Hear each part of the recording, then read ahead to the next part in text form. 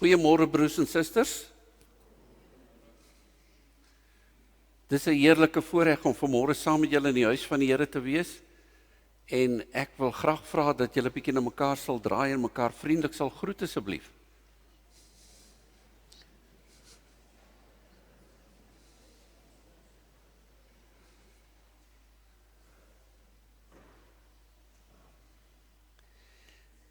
Daar's 3 mense wat ek graag nog op die lys van lief en leed wil plaas vir voorbidding asseblief. Die eerste is Koos Smit, een van ons ouderlinge se vrou Lily, het skielik allerhande pyne en goed beleef en sy is in die hospitaal opgeneem en dit lyk vir my daar is probleme met haar lewer.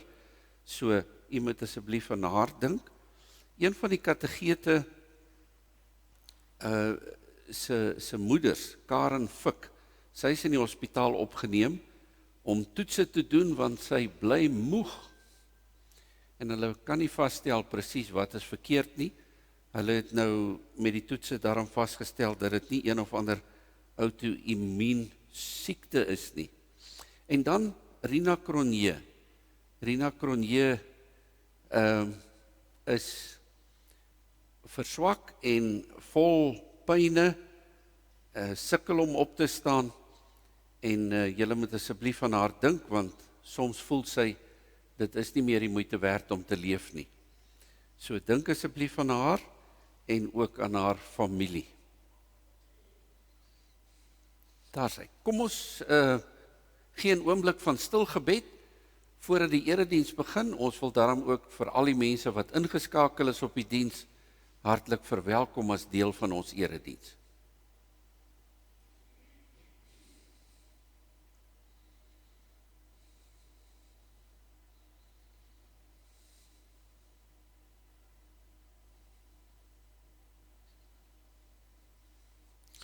Ek kyk op na die berge, waar sal my hulp vandaan kom?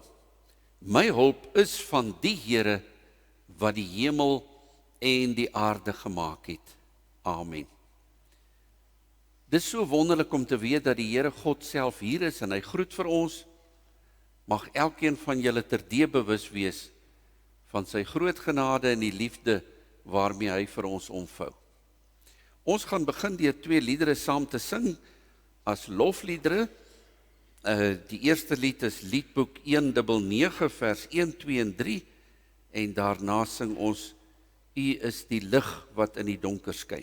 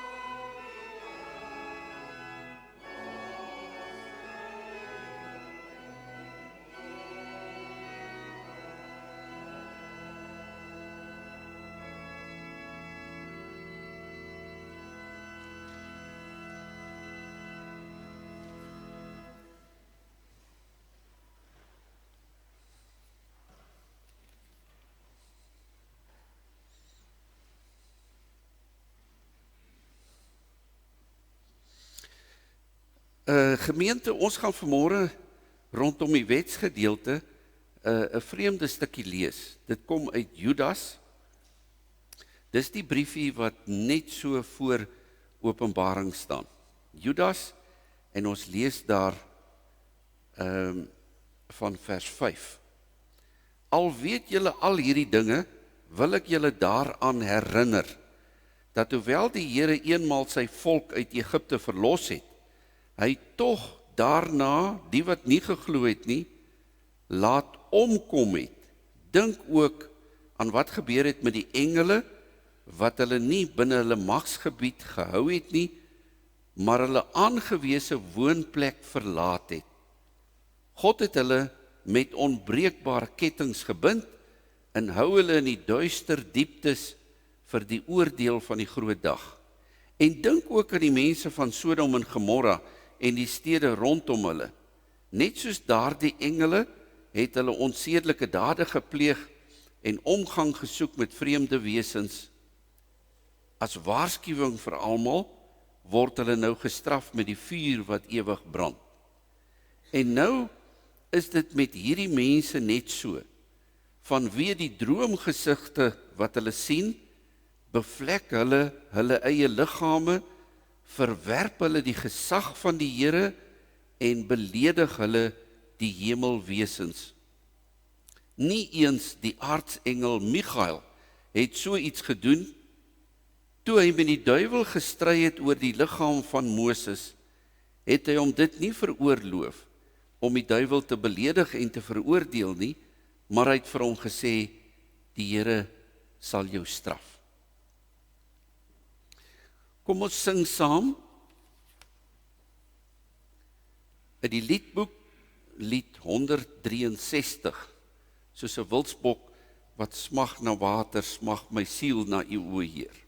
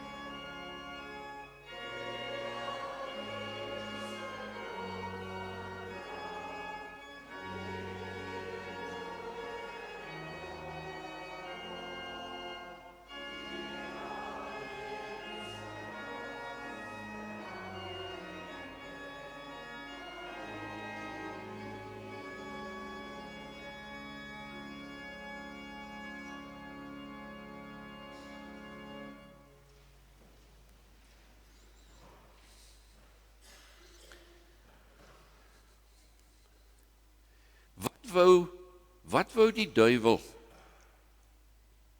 Party mense reken dat die duiwel nog as 'n aanklaer wou optree na die dood om te bepaal wat se skuldgevoelens het Moses.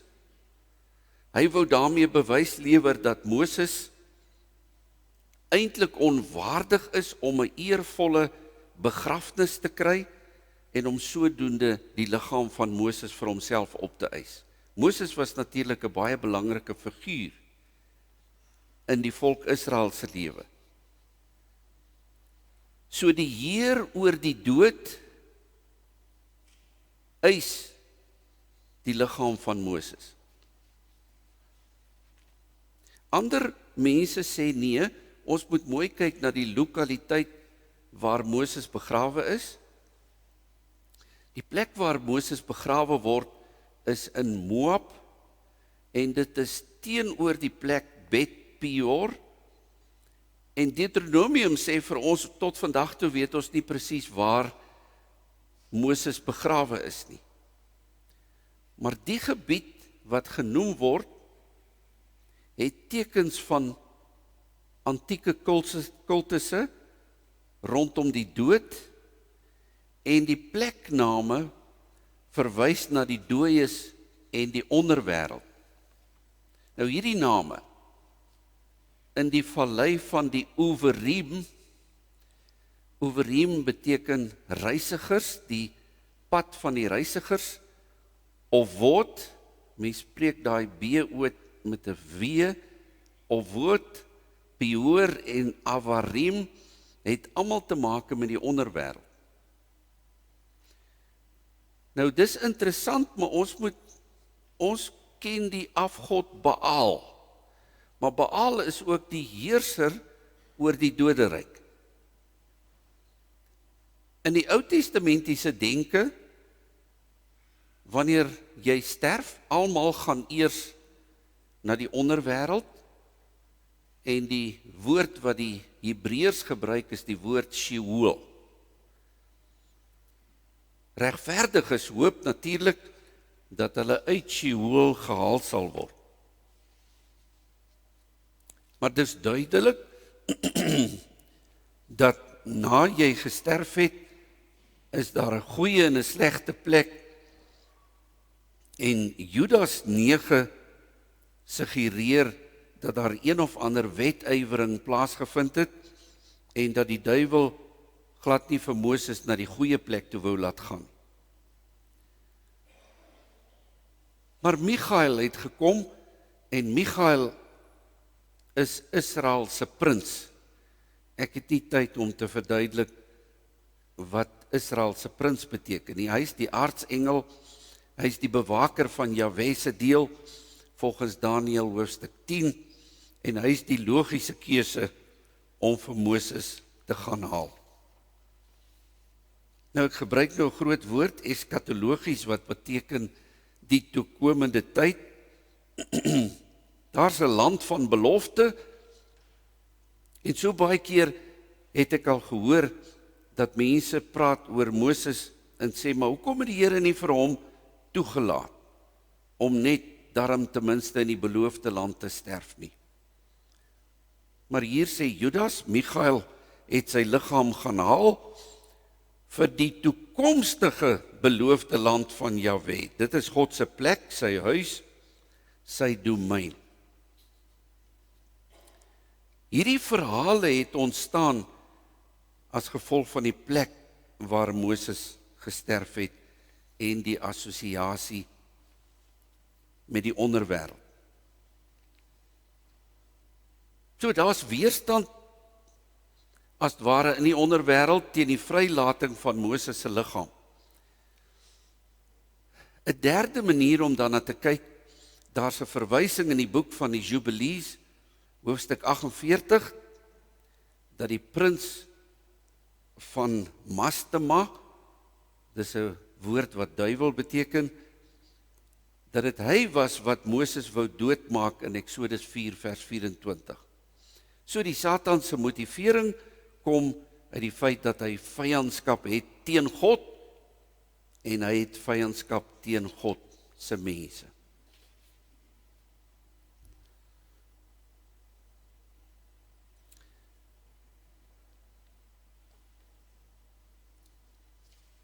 Ek gaan nou eers 'n gebed doen, en dan gaan ek voort met die prediking. So kom ons maak ons oë toe, dan bid ons saam.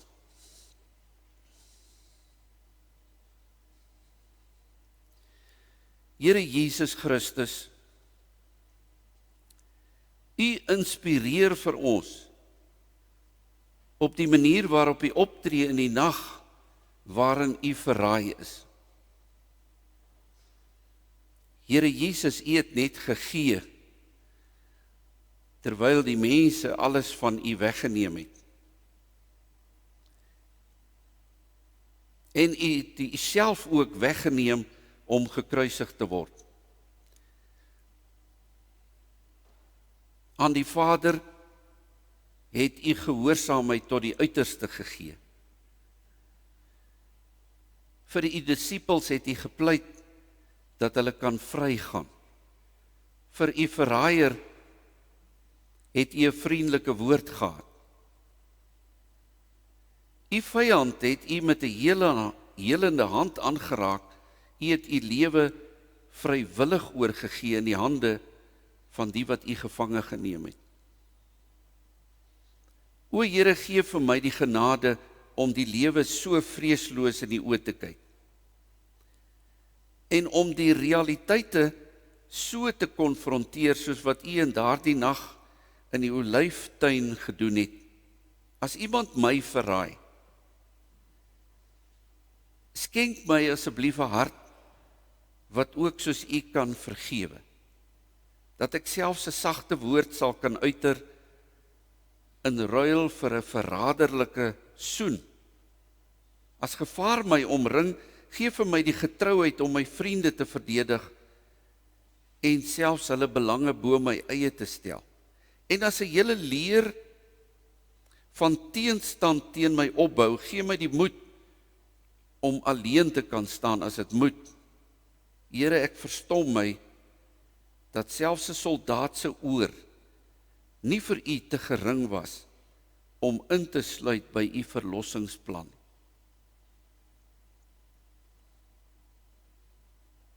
Dankie vir die lesse wat u vir ons gee uit die woord, en ons bid en vra, Gees van God, kom dra ook vanmôre se woord in ons harte in, dat dit deel kan word van ons leefwyse in gehoorsaamheid aan die Vader.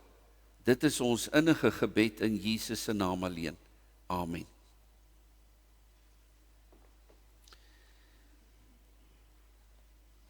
Ek lees nou vanmôre saam met u, maar voordat ek lees, daar's kategese, so Cassie, sal jy asseblief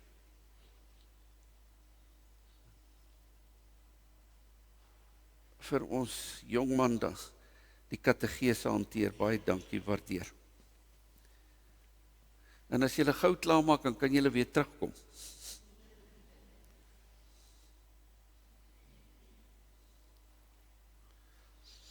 Ek lees vanmôre saam met u uit Genesis hoofstuk 18.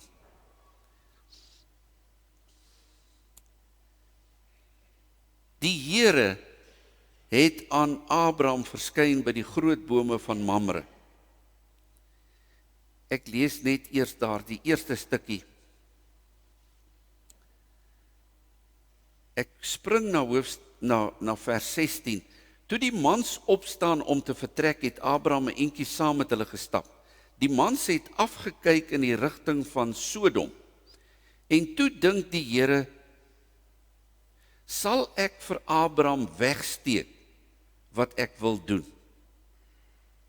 Abraham sal tog 'n groot en sterk nasie word, en in hom sal al die nasies van die aarde geseën word. Ek het hom gekies, dat hy sy kinders en sy nageslag kan beveel, om op my pad te bly deur te doen wat goed en reg is, sodat ek vir Abraham kon doen wat ek hom beloof het. Toe sê die Here, die geroep teen Sodom en Gomorra is hard. Hulle sonde is baie groot. Ek wil gaan kyk, sodat ek kan weet of hulle ooreenkomstig die geroep wat tot my gekom het, gehandel het of nie. Die mans het weggedraai Sodom toe, maar die Here het by Abraham bly staan. Abraham het toe nader gekom na die Here en toe gevra, sal u die regverdiges saam met die goddeloses vernietig? Miskien is daar 50 regverdiges in die stad, sal u die plek werklik vernietig? Sal u dit nie spaar oor 50 regverdiges daarin nie? U sal tog nie so iets doen en die regverdiges saam met die goddeloses om die lewe bring. U sal tog nie die regverdiges soos die goddeloses behandel. Sal die regter van die hele aarde dan nie reg laat geskied? Toe sê die Here, as ek 50 regverdiges in Sodom kry, sal ek die hele plek spaar oor hulle. Abraham het gesê, ek is maar net stof en as. En tog het ek gewaag om met die Here te praat, sê nou die regverdiges is 5 minder as 50, sal u die hele stad vir 5 verdelg? Hierop antwoord die Here, ek sal dit nie verdelg as ek 45 daar kry. Toe praat Abraham weer met die Here, miskien sal daar 40 gevind word, en die Here sê ook oor 40, sal ek dit nie doen nie. Abraham sê toe, moet tog nie kwaad word as ek nog 'n keer praat nie, Here. Miskien sal daar 30 wees. En die Here sê, ek sal dit nie doen as ek 30 daar kry. Maar Abraham sê, ek bly waag om met die Here te praat, miskien word daar 20 gekry. En die Here sê, oor die 20 sal ek dit nie verdelg. Toe sê Abraham, moet tog nie kwaad word nie, Here, ek wil nog 1 keer praat, miskien word daar 10 gekry. En die Here sê, ook oor 10 sal ek dit nie verdelg nie. Toe die Here klaar met Abraham gepraat het, het hy weggegaan en Abraham het na sy plek toe weggegaan. Ons lees tot sover uit die woord van die Here.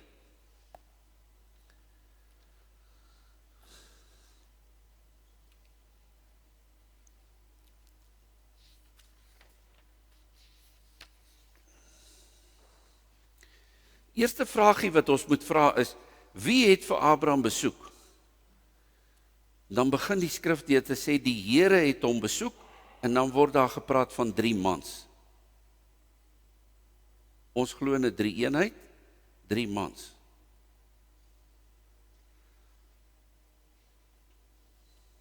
Ons vind hierdie verhaal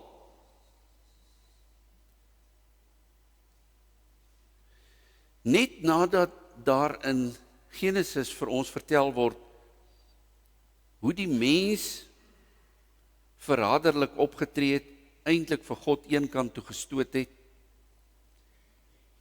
En dan vind daar 'n taalverwarring plaas, waar mense in arrogansie en met trots by mekaar kom. Dis wat by Babel gebeur. Weet God, dit gaan eindig in 'n nagmerrie. En daarom het hy daai mense uit mekaar verdryf deur 'n taalverwarring te gee. God kom na Abraham, en hy kom na Abraham om 2 redes. Die eerste is om sy nageslag, wat in die toekoms gaan kom, met hom te bespreek. Maar die tweede is om vir Abraham geleentheid te gee, om met hom in gesprek te tree oor die toekoms van Sodom. En dis vir ons hierdie tweede punt vanmôre belangrik, dat die Here God mense wil laat deelneem aan hoe God dink hy gaan optree teenoor stede. God begeer ons deelname.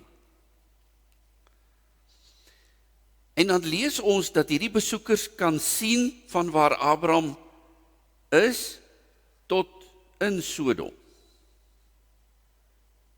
Nou, dis nie onmoontlik nie as jy op die hoëgrond staan, op die westelike gedeelte wes van die Jordaanrivier, dan kan jy baie ver inkyk in daai vallei, en Sodom en Gomorra was aan die onderkant van die Dooie See. En dan sê God, gaan ek stil bly oor wat ek wil doen, of gaan ek dit met Abraham deel? En hier's nou ons eerste klein inset oor gebed. Ons dink gebed is die manier waarop ons God se aandag moet kry. Maar hier word vir ons iets deurgegee oor gebed. Gebed veronderstel dat jy alreeds deur God aangespreek is. En alles wat in die gebed gebeur is eintlik 'n respons op dit wat God aan jou gesê of oorgedra het. So goed, ons kan sê, ons het die evangelie ontvang, ons lees die skrif, en op grond van dit wat God vir ons deurgegee het, antwoord ons in ons gebede, praat ons met God oor dit wat hy reeds vir ons gegee het. Maar gebed is ook die manier waarop God vir ons innooi om deel te wees van 'n gesprek, om deel te neem aan sy werksaamhede. Kom ons stel dit op 'n totale ander manier. God skep ruimte om deur ons gebede beïnvloed te kan word. Hy gaan luister wat ons in ons gebed vir hom sê. Wat het God tot dusver gehoor? Hy het die geroep gehoor wat kom van Sodom se kant af. Die onreg wat daar plaasvind. Nou hierdie manier van praat, die geroep, is 'n bekende ding in die Bybel. As ons nou dink aan die verhaal van die volk wat in Egipte is, dan wat is dit wat God vir Moses sê? Ek het die geroep gehoor van my mense wat swaar kry. Die noodkrete het my bereik. En God word hier eintlik uitgebeeld as die goeie regter, en hy hoor die ongeregtighede binne in hierdie stad. Die mense ly onder die verskriklike dinge wat in Sodom gebeur. En nou gaan 2 engele tussen hakkies af na Sodom, en hulle gaan bly by Lot. En dan weet ons, in die nag kom die mans, en die mans wil hierdie 2 persone wat by Lot oorbly verkrag. En dit is amper, soos ons in Engels van praat, van 'n gangrape. Ek het gesukkel om mooi Afrikaans te kry vir 'n gangrape. Wat is 'n gangrape in Afrikaans? Miskien iets soos 'n massaverkragting. Dis eintlik nog steeds 'n praktyk in die wêreld, dat dit die manier is waarop jy mense verneder, of aan jou onderwerp. Nou ons kan ook hier wat nou gebeur het in Sodom op verskillende maniere verstaan. Party mense reken, dit was homoseksualiteit wat hier 'n rol gespeel het in Sodom. Ons het pas vanmôre reeds gelees uit Judas vers 9 en die gedeelte voor dit, en Judas het 'n vreeslike interessante interpretasie. Hy verwys eintlik terug na Genesis 6, want in Genesis 6 is daar 'n vreemde versie wat ons nie altyd kan verstaan nie. Toe die hemelwesens gesien het, die dogters van die aarde is mooi, het hulle by hulle ingegaan en kinders verwek. So is dit die begeerte van die mense van Sodom om met hemelwesens omgang te hê, seksuele omgang. Ek kan ongelukkig nie as gevolg van tyd in hierdie gesprek verder ingaan. Maar Esegiel die profeet praat ook van die sonde van Sodom. En Esegiel sê dat hulle hoogmoedig was. Hulle het alles gehad wat hulle wou hê, 'n oorvloed en alles, en tog het hulle vere gevoel vir mense wat swaar kry, wat arm is. Later sê Esegiel, Jerusalem, jy het net so geword soos Sodom. Jy het geword soos Gomorra. Julle gee glad nie om vir die mense wat arm is. Sodom word vir ons eintlik 'n argetipe van stede. In stede is daar uiterstes. Jy kry ekstreme armoede en jy kry ekstreme rykdom. En die mense aan die bokant gaan maar net die mense aan die onderkant uitbuit. So, mense, ons weet, selfs in ons area, het ons oë gerek toe hier mense onder ingetrek het by die stasie. En daar is nou al 'n klomp mense wat daar bly, en die woonareas daaronder het ook sekere name, Waterkloof Heights, ensovoorts. Van bo na onder is daar immoraliteit. Gaan ek stil bly oor wat ek met Sodom gaan doen? Nee, ek gaan met Abraham praat. So God nooi eintlik vir Abraham in hierdie gesprek oor wat hy gaan doen met die stad Sodom. Wat is Abraham se reaksie? Gaan u die regverdiges saam met die onregverdiges laat vergaan? Miskien is daar 50. Ek sal nie vir 50 dit doen. Here, miskien is daar 45. Ek sal dit nie doen as daar 45 is. Here, miskien is daar 40. Sal dit nie doen as daar 40 is nie. Miskien is daar 30. Miskien is daar 20. Here, jammer dat ek so met u praat. Ek gaan nog een keer waag om te praat. Miskien is daar 10. Ek sal dit nie doen as daar 10 te vind is. En nou moet ons praat oor God se karakter.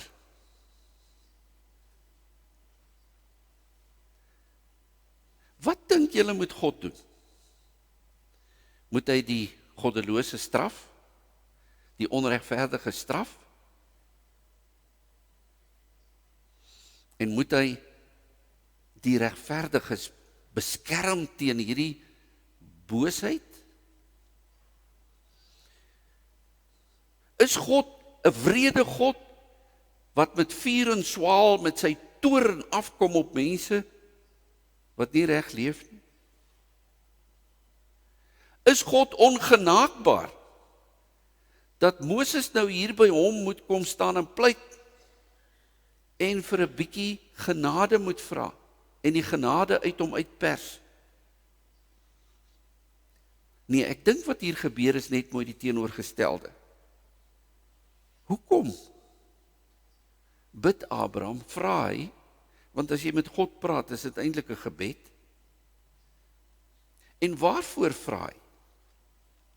En dan is die verrassende wat Abraham doen, hy bid eintlik vir die hele stad. Dis asof Abraham reeds God se karakter ken. Daarom vra hy genade vir die stad. Abraham ken vergifnis. Abraham weet die feit dat ek geroep is uit is net 'n stuk genade. En in een van hierdie maniere waarop hy met die Here nou so redeneer, sê hy vir die Here, Here, ek is net stof en as. So kan ek regtig met u debatteer. Ek is niks. Ek verdien nie om ingenooi te word in 'n gesprek met God. Die pragtige in dit wat Abraham vra is dat hy nie sy eie belange soek nie. Dis buitengewoon. Hy is besig om te bid vir die slegste mense in die Bybel, vir die mense van Sodom. Sosioloë sê, ons as mense praat altyd van daardie mense. En hulle sê dit is niks anders as om die blaam te verskuif nie. Daardie mense, in Engels scapegoating. En sosioloë sê, gemeenskappe kan maklik hulle identiteit vind in dit waarteen hulle staan. Dis 'n manier om te projekteer. Dis daardie mense wat die probleem is. Ek is nou bevrees, maar as ek net een groepering noem, die taxi's. Hulle is een van daardie groep mense wat alles doen wat verkeerd is. Ek kyk maklik by my sondes, my eie sondes verby, en ek verwys maklik na daardie mense. Alle gemeenskappe doen dit. Dit gebeur ook in die kerk. Maar die liefde en die genade van God, wie van ons het dit verdien om vergifnis te kry van ons sondes? Ons is almal maar net mensies van stof. En almal het God se genade nodig. So kom ons begin met die regverdiges. Hoeveel is daar? Sal u nie die stad spaar terwille van 'n klein groepie regverdiges wat in die stad is nie? Hy weet God is regverdig. Hy weet God is genadig. Kan dit dalk andersom werk? Kan die minderheid regverdiges dalk die sondes van die stad bedek, dat daar vryspraak kan kom vir die onregverdiges? Nou in die wêreld werk dit glad nie so nie. Ek weet nie of julle ooit al gehoor het wat by die piramides gebeur het nie, maar op 'n stadium was daar 3 Russiese jongmans en hulle het met voorbedagte rade na die piramides toe gekom. Hulle is in die dag na die piramides en toe kruip hulle weg. Totdat al die amptenare nou weg is, toe klim hulle die piramide tot heel bo. En toe neem hulle fotos van bo af. En die het hulle, nadat hulle nou weg is, op internet geplaas. Die hele wêreld het gegons daaroor. Oor hierdie 3 wat fotos geneem het van die piramides af. Die uiteinde is, die Russiese owerhede, ek bedoel die Egiptiese owerhede, wil nou die piramides so afspan, dat jy nie daar naby kan kom nie. So, 3 ouens het sonde gepleeg, en nou gaan die hele wêreld gestraf word. Ek ken eintlik hierdie ding verskriklik goed. Ek het dit in die weermag leer ken. Een ou oortree, dan sê daai korporaal vir jou, right, julle het nou oortree, en hierdie een man het so gemaak, nou gaan julle bars. En julle gaan hardloop. Sien julle daai boom? Ek soek 'n blaar van daai boom. En as jy teruggekom het, dan sê hy, nee, ek het eintlik die blaar langs hom gesoek. Dan word jy gestraf. Maar kan dit andersom werk? Kan God se genade nie so groot wees,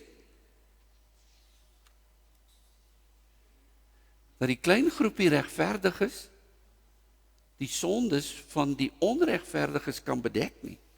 God is eintlik aangenaam verras oor die manier waarop Abraham hier redeneer. Ja, ek sal vir 50. Ja, ek sal vir 45. Ja, ek sal vir 40. 'n Mens begin wonder, hoekom het Abraham gestop? Hoekom het hy by 10 gestop?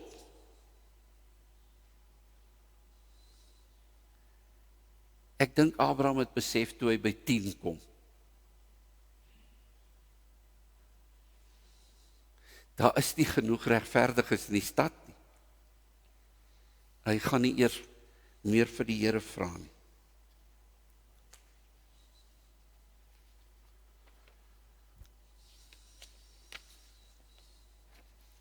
As daar maar een is, wat perfek en goed is, wat die sondes van baie kan bedek. Gemeente, ons kom elke Sondag by mekaar, om die een te kom vier, wat goed genoeg was.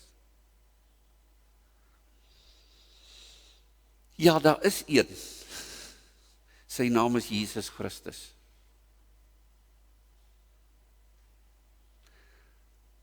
Intussen tyd wil God vir ons sê, hy wag op ons gebed. Hy nooi ons in om met hom te praat. Ook oor die plek waar ons bly. Want hy wil sy genade uitstort oor alle mense. Ons het meer buitengewone gebede nodig, soos 'n Abraham. Is geen wonder hy word die vader van die geloof genoem. Ons het gebed nodig vir Centurion, ons het gebed nodig vir Tshwane, ons het gebed nodig vir ons hele land. Sal julle saam met my bid op 'n gereelde vlak? In ons gemeente is daar 'n organisasie wat ons mee saamwerk, Time to Rise. Op 'n maandag kom hier 'n groep van ons gemeente bymekaar op hierdie oop stuk grond, net so oor kan die hospis. Daar het hulle 'n kruis geplant. Cassie wat nou uit is vir die kategese, het gehelp met die plant van daai kruis. En daar word gebid. Henog hulle is ook aktief betrokke by die gebed. Werner hulle was, toe Adel nog sterker was, en hulle kom gereeld, is dit op die oomblik 5:30 op 'n maandag daar by mekaar. As u nie op 'n maandag 5:30 by die kruis kan staan nie, wil u nie maar net saam bid? Het die Bybel nie vir ons gesê in Jakobus 5 dat die gebed van 'n gelowige 'n kragtige uitwerking het? Ons moet saam bid. Mense, ons land het in die tyd waarin ons nou leef baie gebed nodig. Want van ons leiers in die land skreeu oor die armes, maar daar word net mooi niks gedoen vir armes. Wat is die plan? Moet ons nie 100 biljoen rand vat en dan gee ons dit 1 biljoen vir elke een van 100 besigheidsmense, sodat ons 100 nuwe biljoenêrs in Suid-Afrika kan skep? Is dit die manier waarop ons die armes gaan help? Beslis nie. Daar's 'n gees in ons land. As ons van die onderwêreld gepraat het, dan moet ons bid en vra dat die Here hierdie gees van korrupsie wat in ons land is, moet vernietig. Want dit is besig om vir ons onder te trek. Ons het nodig dat daar weer regverdige sal wees. Maar die Here wil ons innooi in die gesprek, sodat ons kan deelneem aan die bring van die koninkryk. Amen.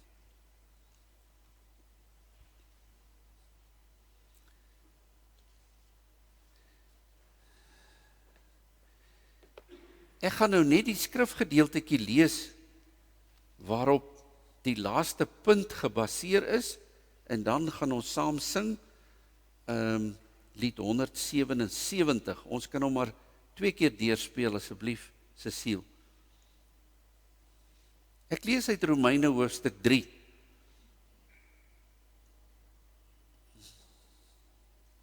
Waarop kom dit neer? Is ons as Jode dan beter as ander?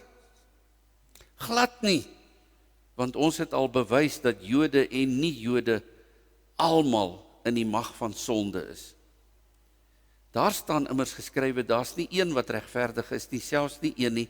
Daar's nie een wat verstandig is nie, daar's nie een wat na die wil van God vra nie, almal het afgedwaal. Maar nou het die vryspraak deur God, waarvan die wet en die profete getuig, in werking getree. Dis die vryspraak wat nie verkry word deur die wet te onderhou nie, maar deur in Jesus Christus te glo.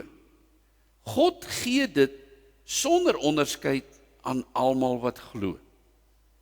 Almal het gesondig en het nie deel aan die heerlikheid van God nie, maar hulle word sonder dat hulle dit verdien op grond van sy genade vrygespreek vanweë die verlossing deur Jesus Christus. Hom het God gegee as offer wat deur sy bloed versoening bewerk het vir die wat glo. Hierdeur het God getoon wat sy vryspraak behels. Hy het die sondes wat hy voorheen in sy verdraagsaamheid tydelik ongestraf laat bly het, vergewe. Maar hy het ook getoon wat sy vryspraak in die teenswoordige tyd behels. Hy oordeel regverdig, deurdat hy elkeen vryspreek wat in Jesus glo. Het ons nou iets uit onsself om op te roem? Hoofstuk 4 sê, soos een oortreding gelei het tot die veroordeling vir alle mense, so het een daad van gehoorsaamheid dis ook gelei tot die vryspraak en lewe vir almal. Kom ons staan, dan sing ons lied 177, ons gaan hom 2 keer deursing.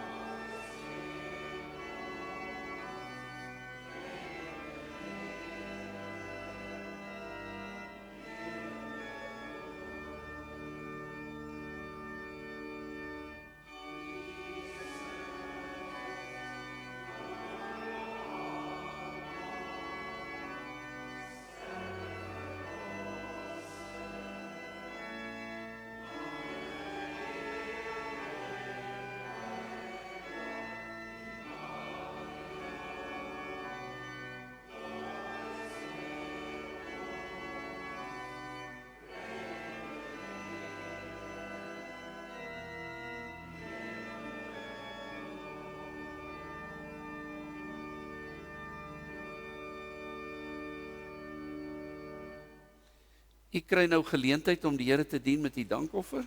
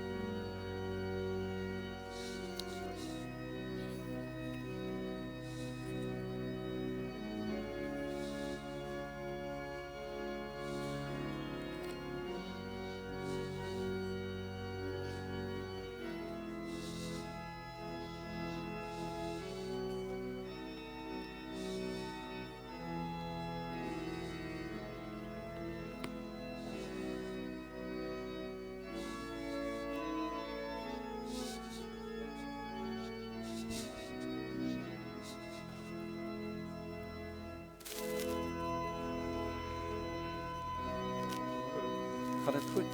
Goed, dankie. Met jezelf. Ek het ongelukkig nie opgevolg oor Tannie Elise nie. Hoe gaan dit met haar? Gaan beter. Is Ja. sy by die huis? Ja, sy is by die huis.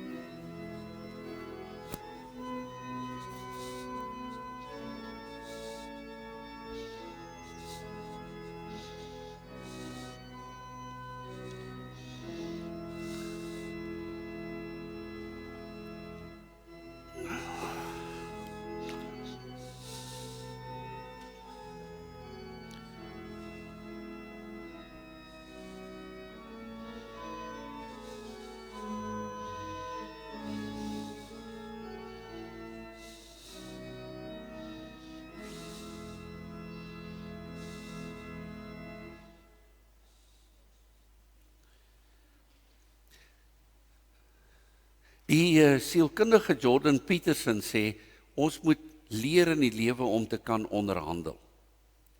So, dis 'n vermoë wat ons jong mense moet leer. Hoe om te kan onderhandel. Nou ek het die volgende storie, een van ons vriendinne, prakties gesproke lyk dit so, oupa en ouma, die een kant is in die aftreeoord, die ander kant is 'n aftreeoord, maar oupa aan hierdie kant het begin om Alzheimer's te kry, en ook die soort wat tot aggressie lei. Maar ouma aan daai kant het ook nog geval in haar bekken gekraak, so sy lê by hulle aan huis om versorg te word. Maar ons kan nie aan hierdie ouma amper raak nie, want haar bekken is baie seer. Oupa is in die versorgingseenheid, en toe sy in Brits was vir besigheid, kry sy 'n oproep, en die oproep sê, jy moet nou jou pa kom uithaal uit hierdie versorgingseenheid. Ons kan hom nie meer hanteer. Sy sê nou, maar wat het gebeur? Sy sê, hy het ingeloop by 'n kamer, dit was die verkeerde kamer, die een tannie het op die bed gelê, en hy het op die ander bed gaan lê. En die tannie het vir hom probeer verduidelik, dis nie sy kamer nie, en dis nie sy bed nie, en toe kom die ander tannie in, wie se bed dit was, en sy takel hom toe met haar kierie. Sy sê vir hom, luister, jy moet hier uit. En toe kom ek daarin, en toe wil ek hom daar uitsleep, en toe gee hy my 'n kopstamp. So julle beter nou vir hom kom uithaal. Sy sê, maar weet jy, ek sit op die oomblik in Brits, kan julle hom asseblief net nog vir die nag hou? Sy sê, dame, ek het al reeds met die bestuur gepraat, almal stem saam, hy moet uit, hy moet vandag uit, jy moet nou kom om jou pa te kom haal. Sy ry van Brits af terug, en sy gaan haal vir pa. Intussen praat sy met die wêreld om uit te vind, wat kan sy doen, en een van haar vriendinne sê, jy moet hom hospitaal toe vat, laat hom opneem. Kom by die hospitaal, laat hom opneem. Nee, sê die dokters, ons kan hom nie opneem nie. Waarvoor behandel ons hom? Hy het Alzheimer, hy moet ontslaan word. Sy sê, kan ek asseblief met die superintendent van die hospitaal praat? Sê, goed.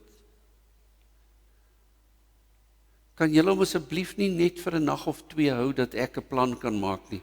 Dame, jy verstaan nie, ons kan nie hom opneem nie. Waarvoor behandel ons hom?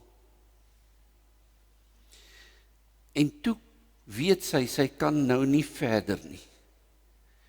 En toe sê sy vir hom, dokter, staan net gou hier, ek en my pa gaan net gou stap. Waartoe gaan jy stap? Nee, ek gaan stap tot in die middel van daai straat, daai breë straat. Maar mevrou, hulle gaan julle raak kry. Sy sê, presies, neem julle mense op wat in 'n ongeluk was.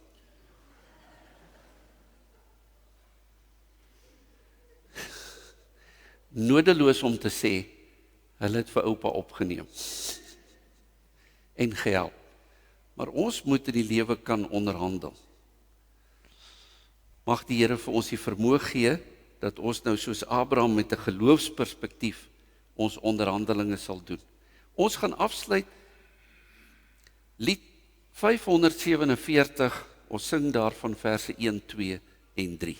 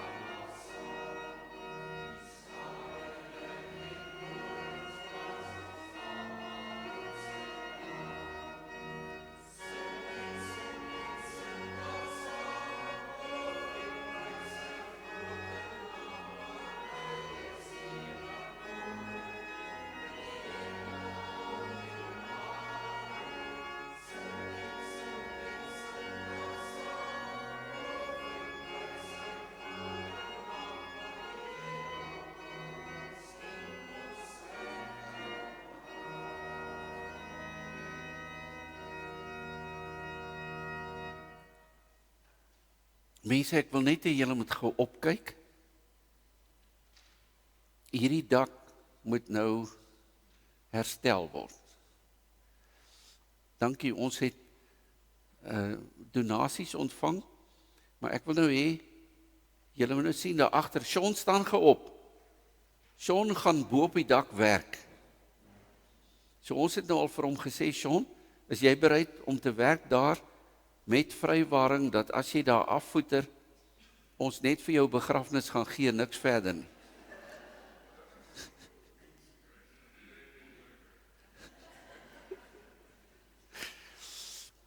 Hy gaan met 'n span mense daarom met veiligheidsapparaat daarbo werk en ons het gedink om die dak van bo af te herstel, maar dink asseblief aan Sean en sy span mense wat eersdaags daar gaan begin werk.